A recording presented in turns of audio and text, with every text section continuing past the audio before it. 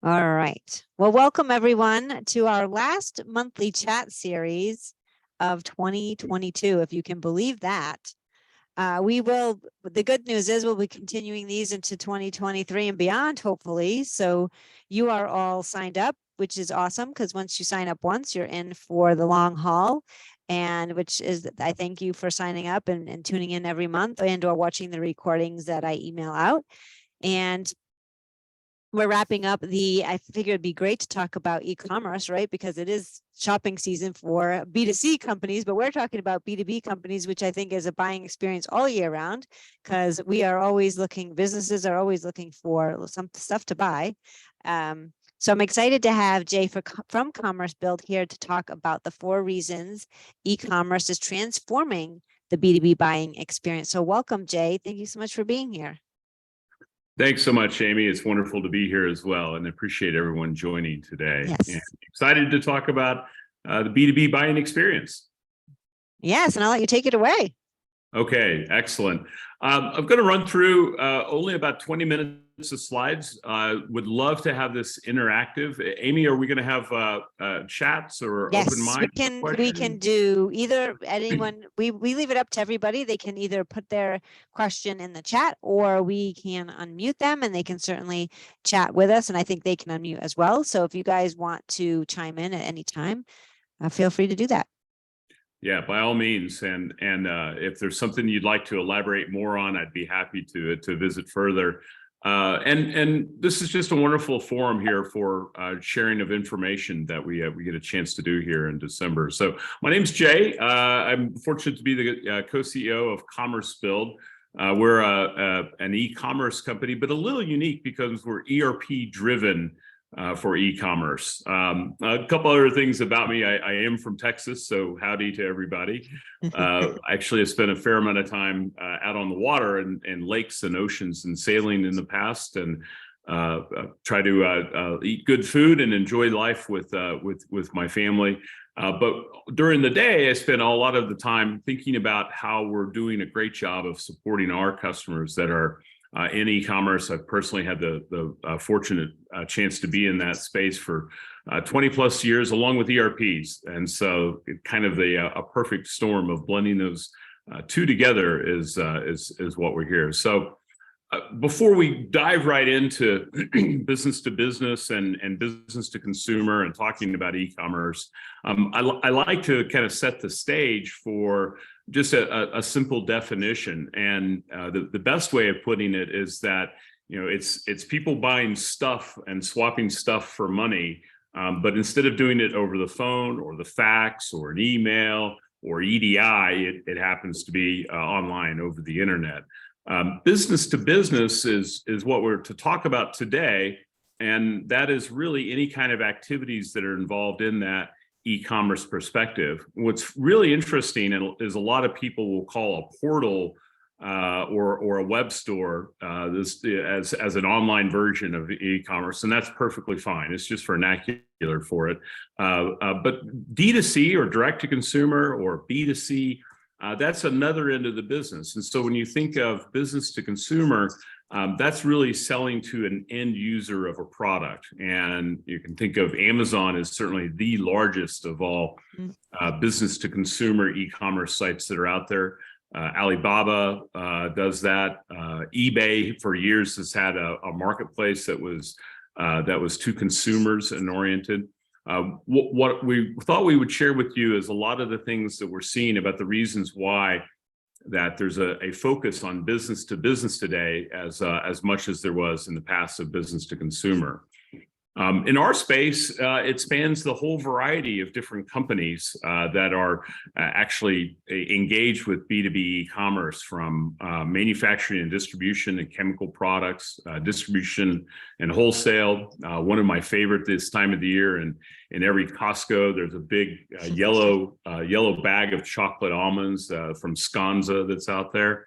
Or in the lower right, you see AmerisourceBergen and their division called NMR Strategies that's distributing COVID vaccines via e-commerce so that pharmacies can order at any time, day or night, and be able to see the status of their orders and do things all electronically with a better buyer experience, just like we've all gotten accustomed to of having a great buying experience from a consumer standpoint. One of the other things that's real interesting about what we're seeing out in the marketplace today is the movement to go online does span across even things that aren't necessarily a product. We've got a client that's selling the actual authorizations for building permits online. So they're, the notion of being able to sell something online as opposed to a phone call or an email, or driving down to the municipality to actually buy that building permit. They're able to sell that online and have that information transact and in our instance, go directly into the ERP. When we look at overall the marketplace, business to business e-commerce is growing. It has been the laggard and ultimately was far behind where business to consumer was before the pandemic. But since then, it's really taken off. And why we want to emphasize this is from Statista, but really you can pick up any magazine, any article, you can see anywhere where there's always ads for buying something online. But the thing that we're seeing is that business to business e-commerce is actually growing and will be continuing to be larger than the business consumer. That value is in the dollars transacted. It used to be that any site that did over $1 million in a year was a large volume e-commerce site.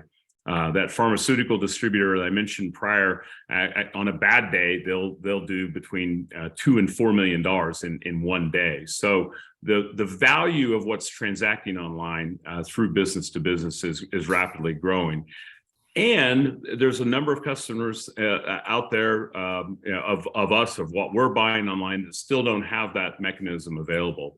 So we wanted to go through 4 of the big reasons why we're seeing that this is taking place, this transformation of people using an online store to actually make purchases as a buyer for other businesses. The very first one is it's a younger workforce out there.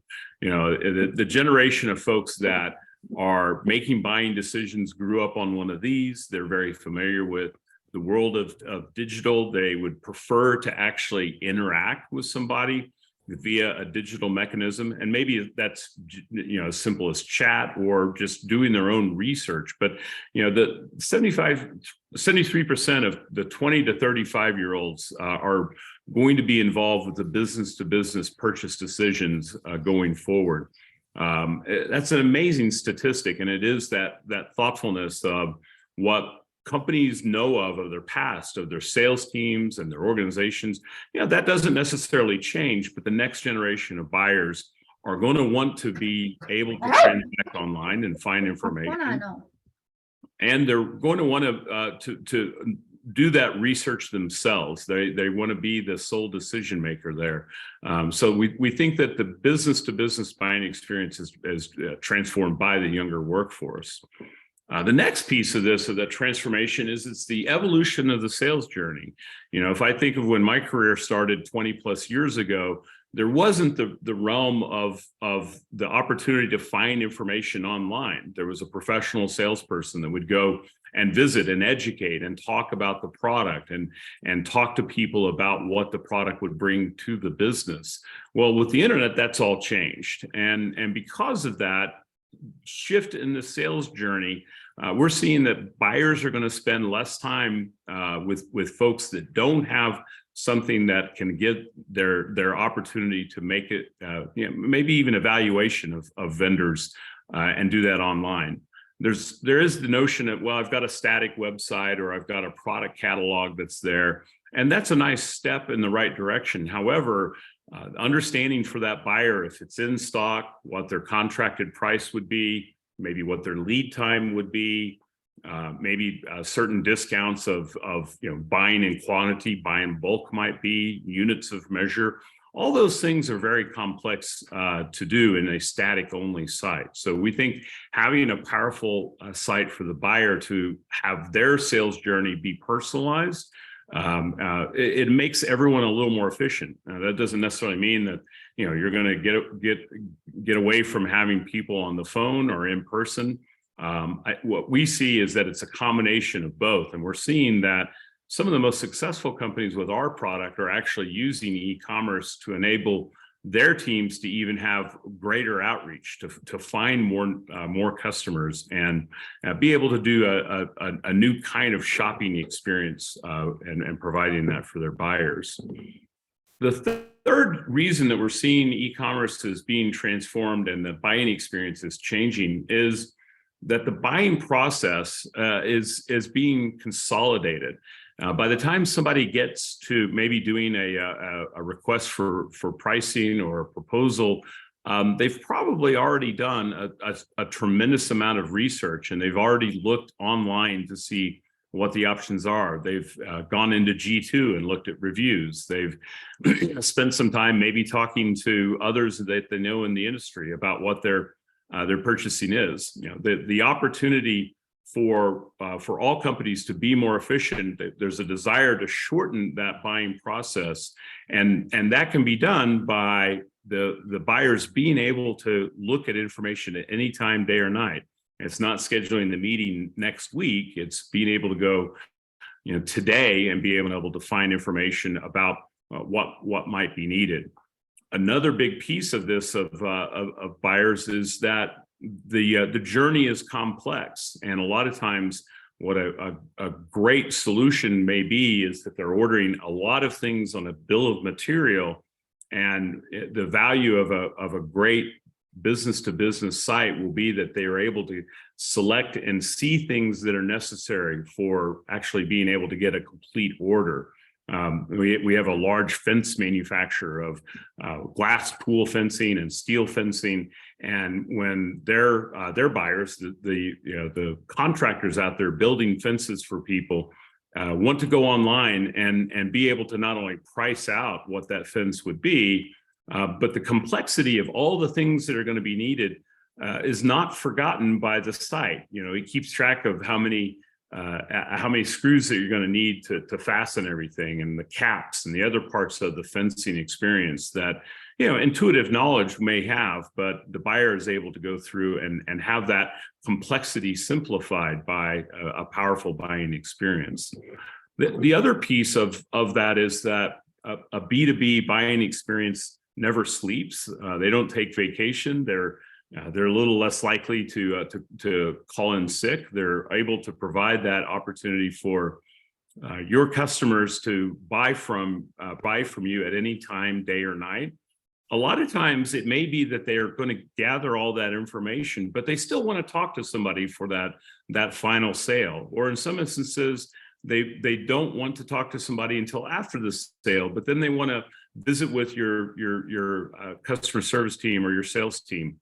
Or perhaps there's no interaction whatsoever. They just want to be able to get the order completed and go back the next day, check on shipping status, check on back order status, and do all those things that they're able to actually transact themselves instead of having to pick up the phone. It can be a very much of a anytime, day or night buying experience. And if we think back to all of our lives today, that the pandemic's changed forever, that's exactly what all of us have done in even buying for the holiday shopping period, or buying food for delivery, or even ordering the taxi. Instead of raising our hand up, we're going online to order that Uber or Lyft. So the whole experience of this has really transformed, not in part just because of the B2C world, but because of the new buyers coming into the B2B space.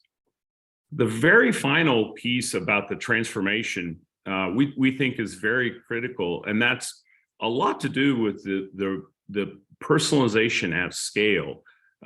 Just like what Amazon has done, and Amazon has spent, some estimates are nearly $1 billion in technology to be able to provide their buying experience for their customers that same buying experience is now expected when somebody does go online.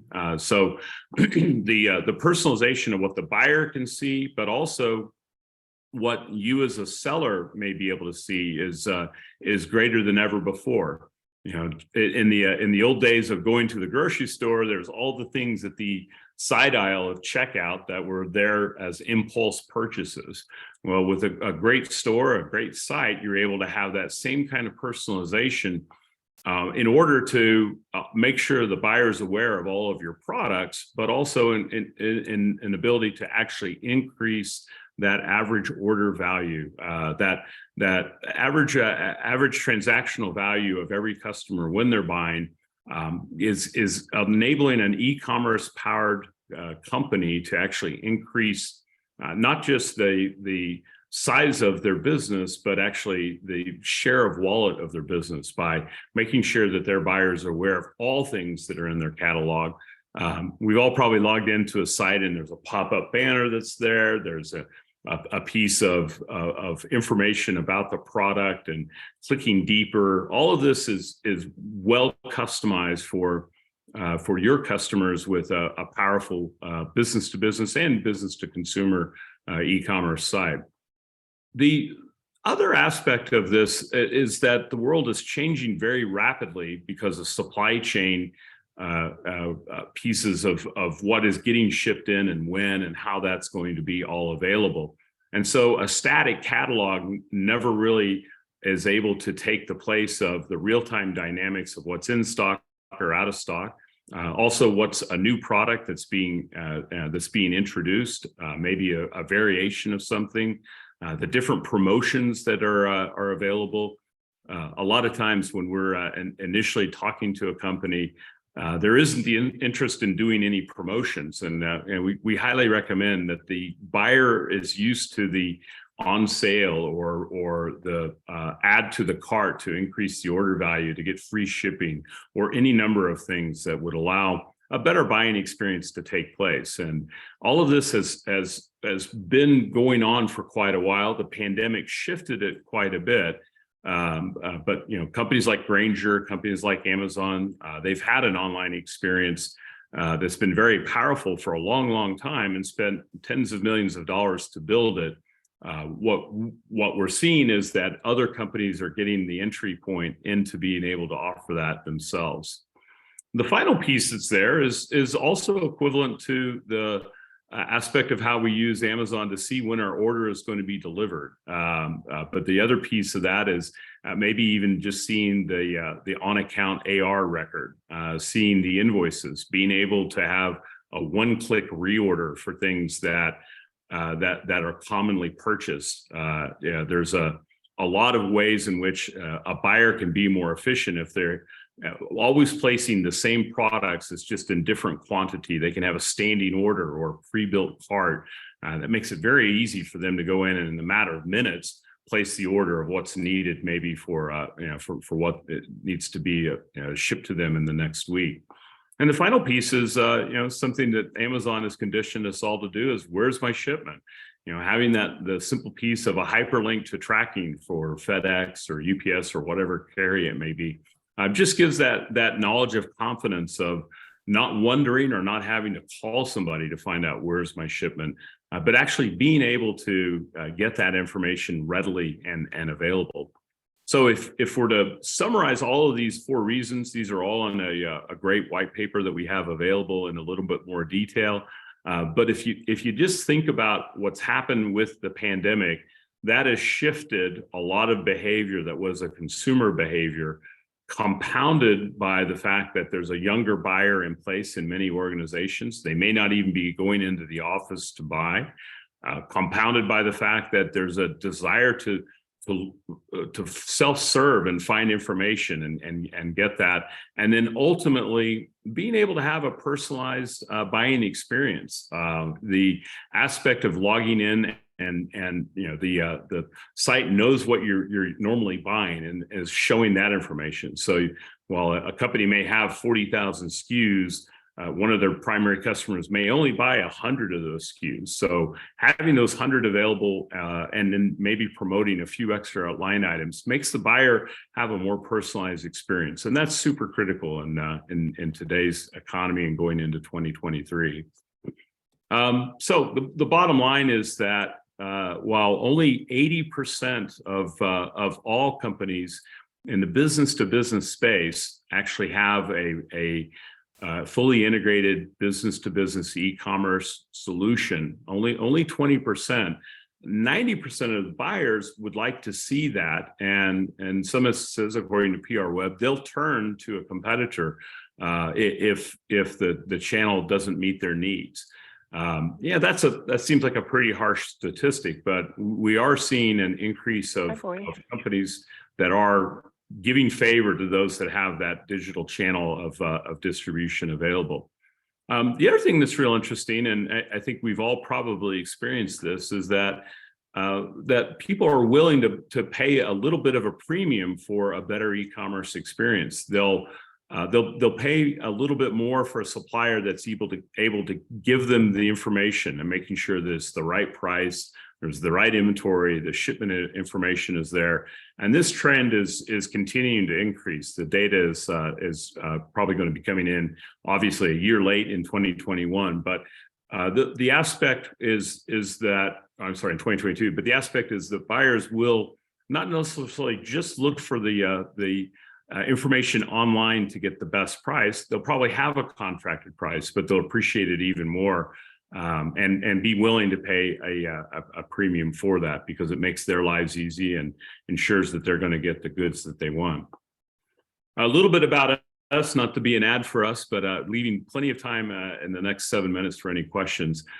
We are an e-commerce driven company. We build e-commerce solutions that are ERP driven, meaning that they are integrated completely with the ERPs. Our principal ERP is D365 Business Central. Our legacy actually comes from the Sage space, where we've been doing that since 2006.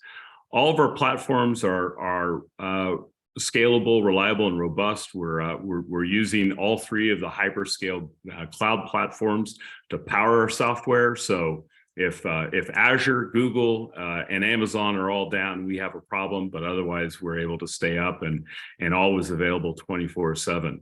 All of our products are plug and play. They're out of the box. They allow our customers to have an easy journey to get online.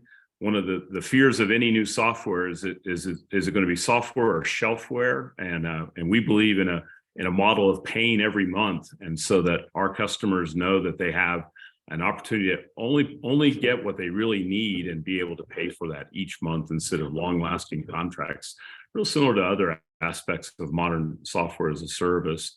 And finally, we've got a worldwide team that provides the support for this. The internet doesn't take a rest, so we have people in their native hours of operation starting in Australia, New Zealand, coming to the western part of the U.S. and Canada, all the way across the U.S. and actually our farthest east in the Americas is in Argentina, and then going over to Europe, to Scotland, to the UK, and then finally wrapping up in Dubai.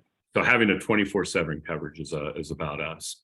I'd love to talk more, and please, it wouldn't necessarily even be to talk about e-commerce for my product, but to share maybe any insight or information I may be able to provide to anyone on the call that's a member of the ISV Society. We would love to help out, and at this time, take any questions that maybe have come up in chat, or anyone wants to open up their microphone. Thanks, Jay. This is awesome. And it's funny. I feel like there's could be some B2B, B2C similarities, and obviously you're trying to create a personal buying experience, and because we get so much of it from a consumer's perspective, and now, hey, we have to transform it to the business perspective, which I feel like could be a little difficult. Also, what I found recently, it's funny, from a B2B experience, say I've had this personal experience. I was looking at CRM systems, and I'm not going to name the CRM system, but I had done my research, did a demo of it, said, okay, and had them answer all my questions. And so I still I saw that like, their standard demo, but I wanted to see a demo of it with the questions I'd asked. How does it meet my needs? Right. And they came back to me with, okay, well, we can schedule a demo, but hey, if you buy it this week, we have a Black Friday deal. I'm like, well, I don't even know if the product does what I wanted to do. So I feel like, they're trying to mix in that Black Friday, those shopping days, bringing that B2C stuff to the B2B. And I don't know if it necessarily, and maybe you want to shed some light on this, but I don't really know how they can really make that work, so to speak, because obviously some things that you're buying, like a CRM system, I don't see that as being really something you can do Black Friday deals with, but maybe I'm wrong. Yeah, we did see an uptick of some of our clients that were offering a Black Friday, Cyber Monday sale. But the business buyer community is usually not a one-time purchase. It's not just buying the refrigerator for the next 10 years. It's usually a model of recurring purchases. So we are seeing that on occasion those sales are working, but most of the revenue for our clients stays stable year round. So I wouldn't see that that kind of a thing would work. The aspect of the internet does allow buyers to find new companies to buy from, so that's a great thing. But yeah, the proof and the positivity of how the product's going to deliver is super important, and that's why not just the product itself or the price, but videos and product brochures and specifications. One of our clients actually has AutoCAD drawings that are downloaded to make sure the product's going to be a good fit. So don't know on your instance of a CRM if it's a good thing for a Black Friday sale, but some of our other clients have had great success with that, and almost a reward for their longtime customers of getting a price. Great. And David bought a refrigerator on Black Friday. I hope you got a good deal, David. Any questions, or you can unmute yourself as well?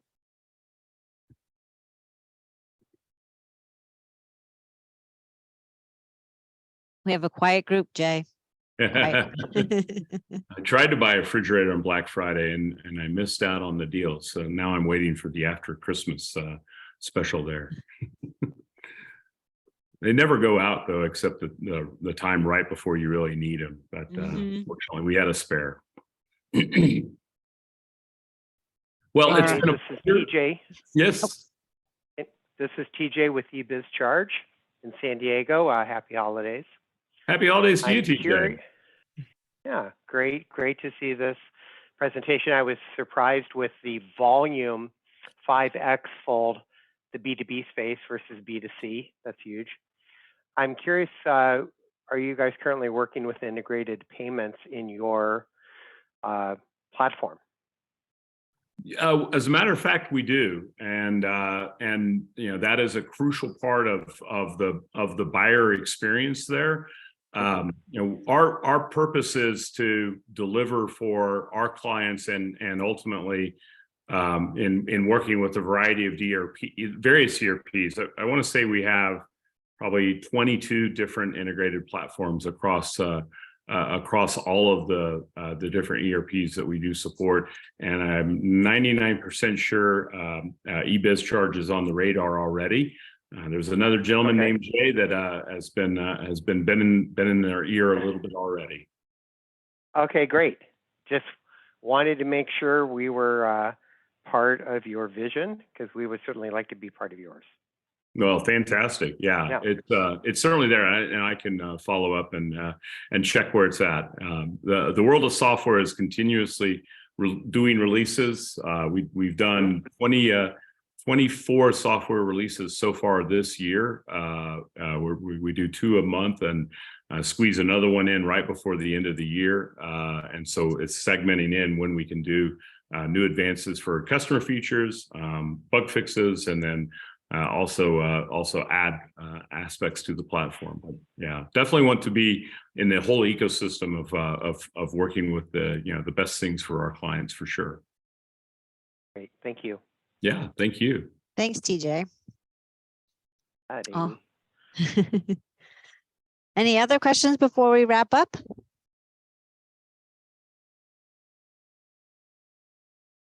All right. Well, thank you so much, Jay. Yeah, I hope there was one nugget in there that was good for somebody. If there's more things that you'd like, I'd be happy to send a trove of information, including all of those articles that we referenced from Gartner and Statista and PR Web. And I do wish everyone a very happy holidays and Merry Christmas. Yes. And great wrap up of this year and into 2023. Everyone take Yes. care. Thank you, everyone. Have a great day, great holiday. Cheers. Bye-bye. Thank you. Bye-bye. Bye.